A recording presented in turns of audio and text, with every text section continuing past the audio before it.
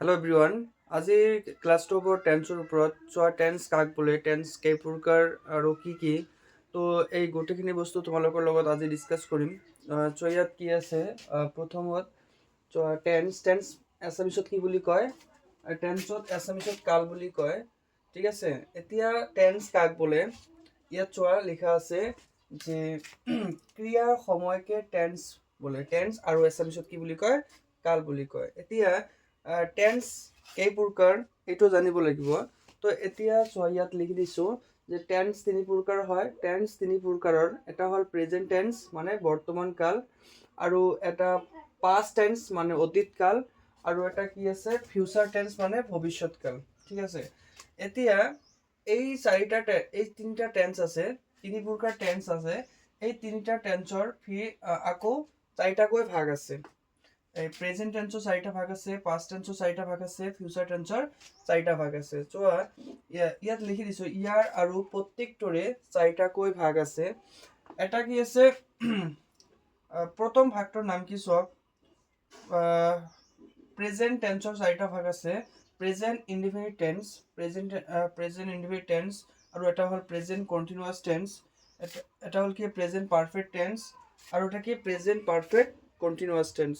ঠিক আছে, এতিয়া প্ৰেজেন্ট টেন্সৰ এই চাৰিটা ভাগ আৰু পাষ্ট টেন্সৰ চাৰিটা ভাগ আছে। প্ৰথমটোৰ নাম হৈছে কি পাষ্ট ইনডিফিনিট টেন্স, মানে প্ৰেজেন্টৰ ঠাইত অকল পাষ্ট বহাই দিলে হৈ যাব। Past indefinite tense, past continuous tense, past perfect tense, past perfect continuous tense.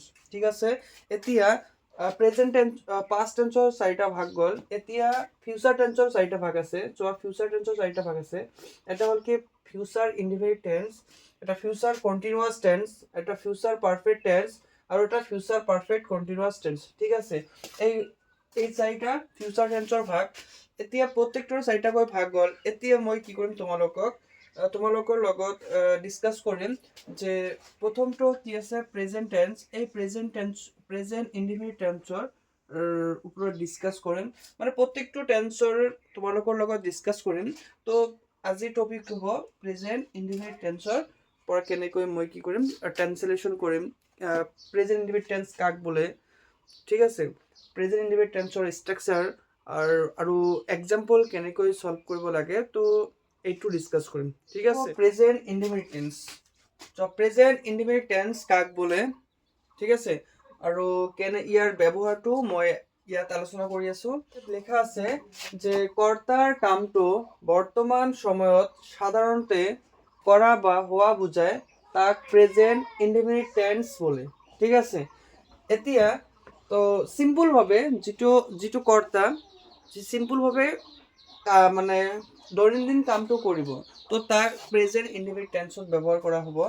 এতিয়া মই এটা বস্তু লিখি দিছো ইয়াত চিম্পলভাৱে, যে এইটো যদি উচ্চাৰণ হয় শেষত, অসমীয়া বাক্যৰ শেষত এইটো উচ্চাৰণ হ'লে যে এইবিলাক উচ্চাৰণ আহিলে মই বুজি পাম এইটো প্ৰেজেন্ট ইনডিফিনিট টেন্সত কৰিছে।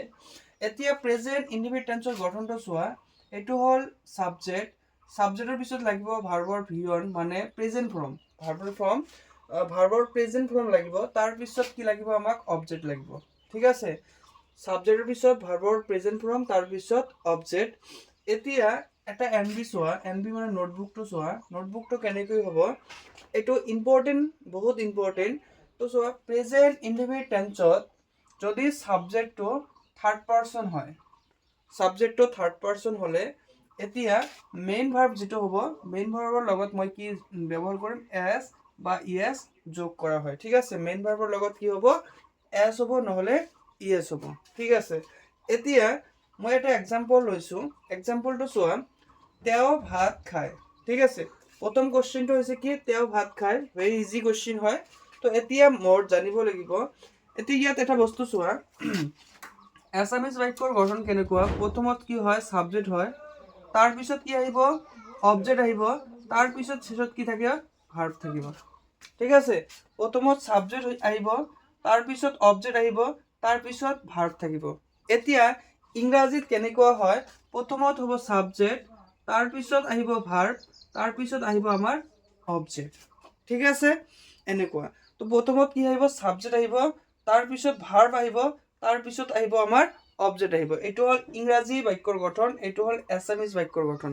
ঠিক আছে, সেই হিচাপত ইয়াত কোশ্চিনটো চোৱা, কোশ্চিনটো কি আছে, তেওঁ ভাত খায়, তেনেহ'লে চিম্পলভাৱে বুজা গ'ল, ইয়াত কি আছে 29টি আছে, তেনেহ'লে প্ৰেজেণ্ট ইণ্ডিফিনিট টেন্সত আহি গ'ল।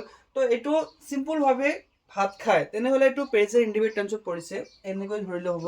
তো প্ৰথম কি আছে, ছাবজেক্ট কি আছে, প্ৰথমত কি হ'ব ছাবজেক্ট তেওঁ, এইটো হ'ল ছাবজেক্ট। তাৰপিছত অসমীয়া বাক্যৰ শেষত কি থাকে, ভাৰ্ব থাকে, এইটো হ'ল ভাৰ্ব। ঠিক আছে, এতিয়া ভাৰ্বক কি নহ'লে কাক বুলি প্ৰশ্ন কৰিলে যিটো এনচাৰ আহিব, এইটো হ'ব আমাৰ অবজেক্ট।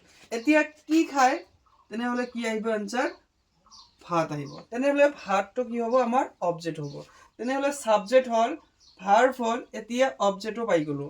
এতিয়া মই কি কৰিম, এনচাৰ কেনেকৈ কৰিম চোৱা, প্ৰথমত কি লাগিব আমাৰ ছাবজেক্ট। এতিয়া এইটো কোনটো টেন্সত পৰিছে, এইটো প্ৰেজেণ্ট ইনডিফিনিট টেন্সত পৰিছে। ঠিক আছে, এতিয়া প্ৰথমত আমাৰ ছাবজেক্ট লাগিব, ছাবজেক্ট তেওঁ, তেওঁৰ ইংৰাজী কি হি। তাৰপিছত কি লাগে আমাৰ ছাবজেক্টৰ পিছত লাগিব আমাৰ ভাৰ্ব লাগিব, ভাৰ্ব কোনটো আছে খাওঁ, খায়, খোৱাৰ ইংৰাজী কি ইট। ইয়াত ভাৰ্বৰ ভিউৰ লাগে, তেনেহ'লে কি হ'ব, ইট হ'ব। এতিয়া মই NB2ত লিখি দিছিলোঁ যদি থাৰ্ড পাৰ্চন ছিংগুলাৰ নাম্বাৰ হয়, এতিয়া হিটো হয় থাৰ্ড পাৰ্চন, এতিয়া মেইন ভাৰ্বৰ লগত কি যোগ হ'ব, এড যোগ হ'ব। আৰু মই ইয়াৰ আগত এটা ভিডিঅ' আপলোড কৰিছিলোঁ, ক'ত এড যোগ হ'ব আৰু ক'ত ইয়েড যোগ হ'ব, তাত আলোচনা কৰা আছে। তাৰপিছত কি আছে আমাৰ লাগে অবজেক্ট, অবজেক্ট কি আছে ভাত, ভাতৰ ইংৰাজী কি ৰাইচ, এইটো হ'ল এনচাৰ। ঠিক আছে, এতিয়া নেক্সট কুৱেশ্যনটো চোৱা, যে আমি ফুটবল খেলোঁ। ঠিক আছে, আমি ফুটবল খেলোঁ, আমিৰ ইংৰাজী কি উই, এইটো ছাবজেক্ট, এইটো ভাৰ্ব, এইটো অবজেক্ট। ঠিক আছে, মই কৈছিলোঁ নহয় প্ৰথমত ছাবজেক্ট থাকিব, অসমীয়া বাক্যৰ শেষত কি থাকিব, ভাৰ্ব থাকিব, আৰু ভাৰ্বক কি নহ'লে কাক বুলি প্ৰশ্ন কৰিলে যিটো এনচাৰ ওলাব এইটো হ'ব অবজেক্ট। এতিয়া ফুটবল হৈছে অবজেক্ট, এতিয়া ছাবজেক্ট হ'ল, ছাবজেক্টৰ পিছত কি লাগিব আমাৰ ভাৰ্ব, ছাবজেক্টৰ পিছত কি লাগিব আমাৰ ভাৰ্ব, ভাৰ্ব কোনটো খেলোঁ, খেলাৰ ইংৰাজী কি প্লে, তো খেলাৰ ইংৰাজী হৈছে কি প্লে, ভাৰ্বৰ V1। এতিয়া চোৱা অকল কি কৈছে থাৰ্ড পাৰ্চন হ'লে মই এছ বা ইয়েত যোগ কৰিব পাৰিম, আৰু থাৰ্ড পাৰ্চন নহ'লে মই এছ বা ইয়েত যোগ কৰিব নোৱাৰিম। এতিয়া এইটো থাৰ্ড পাৰ্চন নহয়, এইটো ফাৰ্ষ্ট পাৰ্চন, তেনেহ'লে মেইন ভাৰ্বৰ লগত এছ বা ইয়েত যোগ নহ'ব। এতিয়া তাৰপিছত কি আছে আমাক অবজেক্ট, অবজেক্ট কি আছে ফুটবল, ফুটবলৰ ইংলিছ ফুটবল হয়, এইটো এনচাৰ। তাৰপিছত চোৱা, তাৰপিছত 3 নম্বৰ কুৱেশ্যন কি কৈছে, যে গৰুৱে আমাক গাখীৰ দিয়ে। ঠিক আছে, তো গৰুৱে আমাক গাখীৰ দিয়ে, এইটো মই কেনেকৈ কৰিম, প্ৰথমত ছাবজেক্ট এইটো। ঠিক আছে, তো দিয়ে হৈছে কি অবজেক্ট, কি দিয়ে আমাক দিয়ে, আমাক কি দিয়ে গাখীৰ দিয়ে, এইটো হ'ল ডাবল অবজেক্ট। তো তেনেহ'লে কি হ'ব, ছাবজেক্ট কি আছে গৰুৱে, তেনেহ'লে দ্য কাউ, তাৰপিছত কি আছে দিয়ে, ছাবজেক্টৰ পিছত ভাৰ্ব লাগে, ভাৰ্ব কোনটো কি আছে দিয়ে, দিয়াৰ ইংৰাজী কি গিভ, গিভ। এতিয়া কাউ থাৰ্ড পাৰ্চন, ইয়াৰ লগত কি যোগ হ'ব, এড যোগ হ'ব। তাৰপিছত কি আছে অবজেক্ট কি আছে আমাক, আমাক ইংলিছ কি আজ, কি দিয়ে গাখীৰ, গাখীৰ ইংৰাজী কি মিল্ক, দ্য কাউ গিভছ আছ মিল্ক।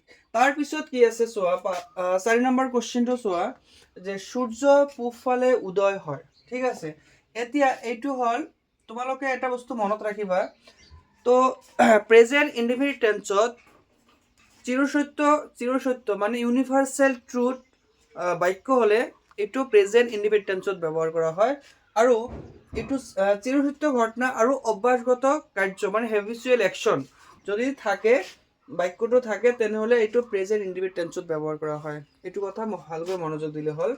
এতিয়া সূৰ্য পূবফালে উদয় হয়।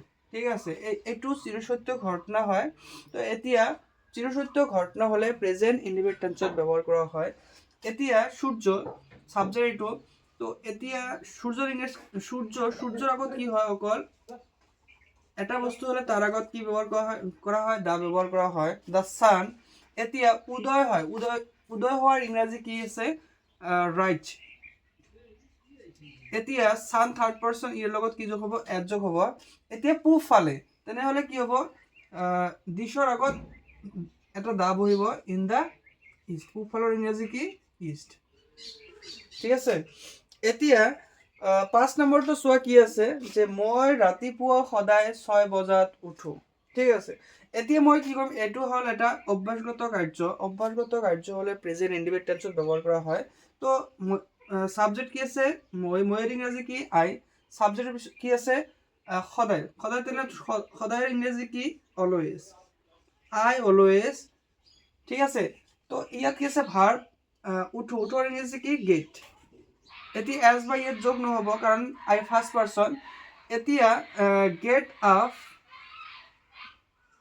এট 6 AM, ঠিক আছে। তো ৰাতিপুৱাৰ ইংৰাজী কি ইন দ্য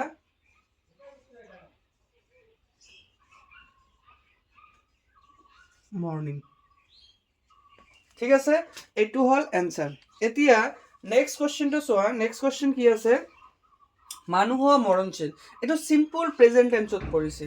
এতিয়া চোৱা মানুহ মৰণশীল হয়, ইয়াত কি উজ্জ্বল হৈ আছে, এই হয় ৱাৰ্ডটো উজ্জ্বল হৈ আছে, ঠিক আছে।